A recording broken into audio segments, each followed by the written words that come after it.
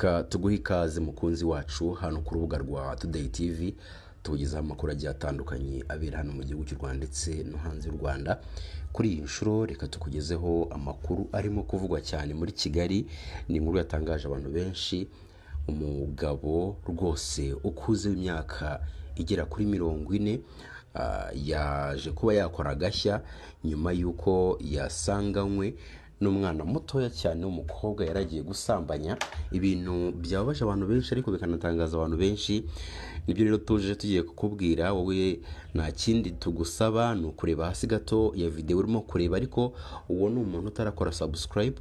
Hanyuma urabona akajambo kanditseho ijambo subscribe, gakandeho utegerezeho gato, urabona akamenyetso kameze nk'inzogera nako ugakandeho, kugira ngo amakuru tugende tugutegurira umunsi ku wundi ujye wabona uri uwa mbere. Wowe wakoze subscribe reka tugushimire, wowe utarayikoze yikore. Hanyuma niba waranayikoze turagusaba kujya utanga ibitekerezo byawe, urifuza ko amakuru tukugezaho azajya bameze gute, kuko ubu ngubu ni we boss.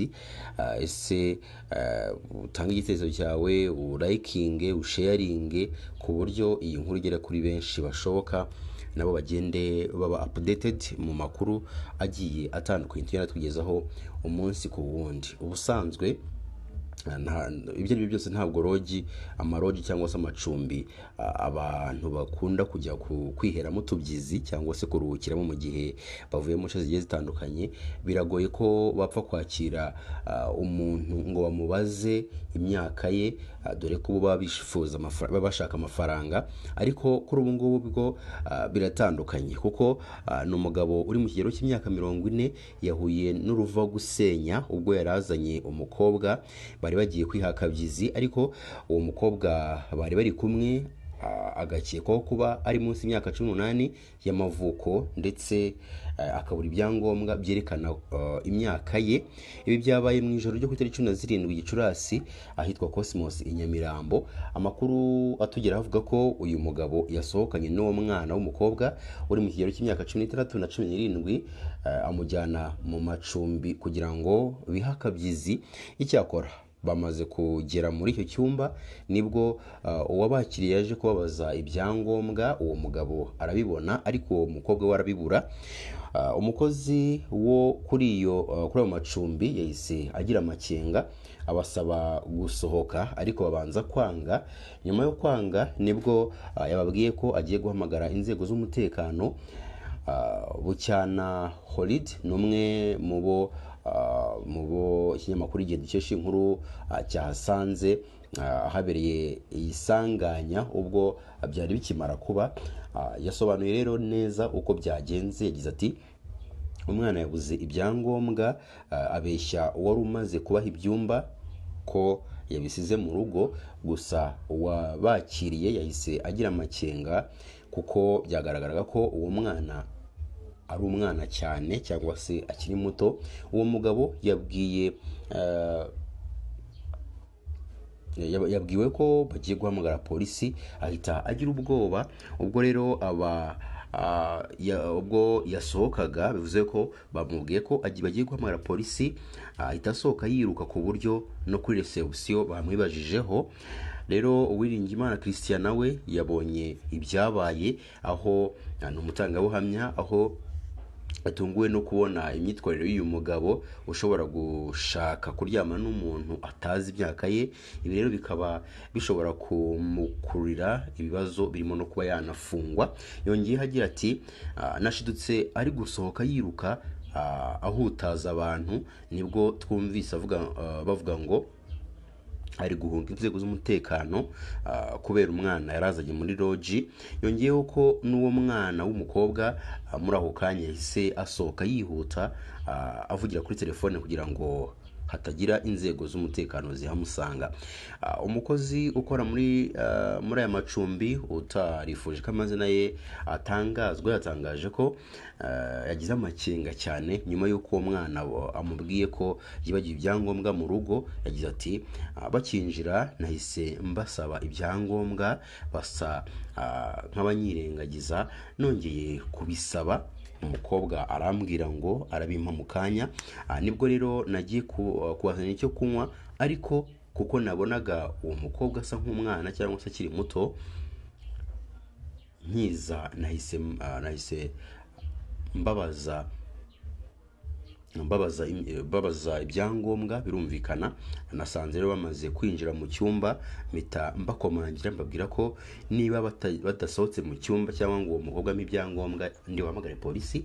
Akomeza avuga ko muri ako kanya uwo mugabo yahise agira ubwoba, amubwira ko atari ngombwa guhamagara polisi, ahita asohoka yihuta. Ageze hanze ariruka, ndetse uwo mukobwa nawe asohoka amukurikiye. Mu bantu rero twabashije kubaza, nta n'umwe ugize umenya amazina y'uwo mukobwa ndetse n'amazina y'uwo musore. Nta muntu, nako uwo musaza kuko ari mu kigero cy'imyaka 40, nta muntu rero waje ko yamenya amazina yabo. Nibyo rero byateje urujijo rukomeye cyane. Reka tuguhe ikaze kuri makuru twagiye tugutegurira.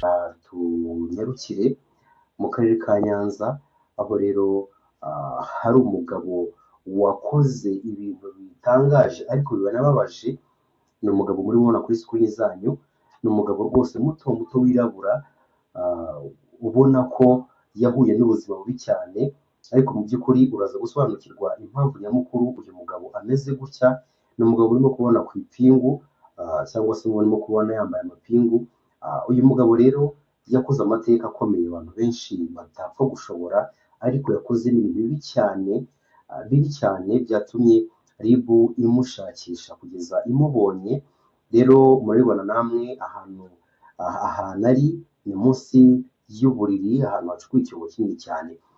Turifuza kugezaho aya makuru mu buryo burambuye, ariko mbere ho gato reka tugusabe urebe hasi gato ya video urimo kureba. Urabona akajambo subscribe, ugakandeho utegerezeho gatoya. Urabona akamenyetso kameze nk'inzogera, ugakanda ubona ko kugira ngo ujye ukurikira umunsi ku wundi. N'uyu mugabo rero yari amaze imyaka igera kuri 23 yihishe munsi y'iki cyobo, cyangwa se muri iki cyobo mutubabarire, munsi y'uburiri murimo kubona. Ibigaragara habagamo umugore. Uyu mugore rero yamucumbikiye imyaka 23, dore ko baje no kubyarana umwana. Uvuze ngo uyu mugabo yaje kubyarana umwana n'uyu mugore wamucumbikiye. Urumva ubundi kuntu story yagenze murabizi neza. Abantu bakoze jenoside yakorewe Abatutsi yabaye mu 1994, abenshi barafashwe barafungwa, abandi batorokera mu bihugu bigiye bitandukanye. Hari abagiba mu mahanga za France, mu Bubiligi ndetse n'ahandi. Hari n'abandi bagiye kuba muri Repubulika Demokarasi ya Kongo. Murabizi FDLR ni bamwe mu bakoze jenoside, bahungiye muri kiriya gihugu, bagenda barifatanya bakora nk'agatsiko. Ako gatsiko kaza kubyara umutwe witwaje intwaro, cyangwa se umutwe w'iterabwoba, nk'uko byaje kuba byavugwa byanakwitwa. Uyu mugabo rero yaje guhungira muri Kongo nk'abandi bose. Ageze muri Kongo, kubera ngira ngo icyaha cyaramukomanze, biba ngombwa ko ari bugaruke mu gihugu cy'u Rwanda. Yagarutse mu mwaka wa 2001, nibwo yavuye muri Kongo, aho yari yahungiye nyuma y'uko jenoside ibaye. Murabyibuka rero, habaye jenoside yakorewe Abatutsi benshi baricwa. Rero uyu mugabo nawe ari mu bishe Abatutsi benshi nk'uko yabyivugiye. Noneho yavuze ko atibuka umubare kubera yuko bari benshi. Uyu mugabo rero guhunguka avuye muri Repubulika Demokarasi ya Kongo, yavuyemo murabyumva, yageze mu Rwanda 2001. Kurumva kuva muri 1994 jenoside yarangiye, baturukije muri Kongo, baragarutse. Rero yagarutse mu mwaka wa 2001, ari naho yaje. Hari umugore bari baturanye. Uwo mugore rero yamucumbikiye, baza no kubyarana umwana nk'uko twabibabwiye haruguru. Rero turashaka kubagezaho iyi nkuru mu buryo burambuye, tukubwire byinshi kuri uyu mugabo, tukubwire icyabimutiye muri rusange, tukubwire uko bamufashe, tukubwire ese leta yo irimo kubivuga nk'iki, ese ni ikihe gihano bagiye kumuha, ese wa mugore wamucumbikiye we arahabwa ikihe gihano, ese akwiye kugira igihano. Turashaka kugira ngo tumenye ese umwana we yabyaranye n'umugore we bimeze bite. Rero uhawe ikaze kuri aya makuru twaguteguriye 5 kuri 5. Iyi ni Update TV. Urwego rw'ubugenzacyaha RIB rwataye muri yombi Ntarindwa Emmanuel akurikiranyweho uruhare muri Jenoside yakorewe Abatutsi, yari amaze imyaka 23 yihishe mu mwobo yacukuye mu nzu iherereye mu karere ka Nyanza. Umuvugizi wa RIB Dr Emmanuel Bitsiri yatangaje ko uyu mugabo yafatanywe na Mukamana Eugenie wari umaze iyi myaka yose amucumbikiye kandi azi ibyaha yakoze. We rero akurikiranyweho kuba yarakoze icyaha cyo kutamenyekanisha icyaha cy'ubugome cyangwa gikomeye. Ntarindwa ukekwaho gukora icyaha cya Jenoside muri Mata mu mwaka w'1994 akaza guhungira muri Repubulika ya Demokarasi ya Kongo, aho yihishe mbere yo kongera kugaruka mu Rwanda muri 2001. Akigaruka mu gihugu yagiye mu karere ka Nyanza acumbikirwa na Mukamana, bari baturanye imbere ya Jenoside ndetse nyuma bombi babyarana umwana. Amakuru atangwa na RIB avuga ko uyu mugabo atigeze asohoka muri iyi nzu kuva icyo gihe bitewe n'uko yabaga afite ubwoba. Icyo ni icya mbere. Nanone yabaye muri uwo mwobo yacukuye mu nzu, ndetse akaba ari nawe yari amaze n'iyo myaka 23 nk'uko twabatangarije haruguru. Mu ibazwa rye, Ntarindwa Emmanuel yiyemereye ko yakoze Jenoside kandi ko yishe abantu benshi atanibuka umubare. Ibyo byaha akekwaho yabikoreye mu cyahoze ari komini Kigoma na Nyabisindu, ubu ni mu karere ka Nyanza, umurenge wa Busasamana. Abafashwe bafungiye kuri sitasiyo ya RIB ya Busasamana mu gihe iperereza rikomeje kugira ngo hakorwe dosiye ishyikirizwe ubushinjacyaha. Icyaha aba bombi bakurikiranyweho biri mu ngingo ya 92 y'itegeko riteganya ibyaha n'ibihano muri rusange, ivuga ku ihanwa ry'icyaha cya Jenoside. Umuntu wese ukoze Jenoside nk'uko ingingo ya 91 y'itegeko riteganya abakoze icyaha, iyo abihamijwe n'urukiko ahanishwa igifungo cya burundu kidashobora kubera impamvu y'ubushinjacyaha. Ingingo ya 2 y'itegeko riteganywa cyangwa se riteganya ibyaha n'ibihano muri rusange risobanura ko umuntu wafashije uwakoze icyaha mu cyagiteye bigaragara iyo hari uwahishe uwakoze icyaha, umufatanyacyaha cyangwa uwahishe icyitso kugira ngo adafatwa cyangwa ataboneka. Icyo gihe aba amufashije kwihisha cyangwa gucika cyangwa kumufasha guhisha ibintu byakoze icyaha. Umufatanyacyaha cyangwa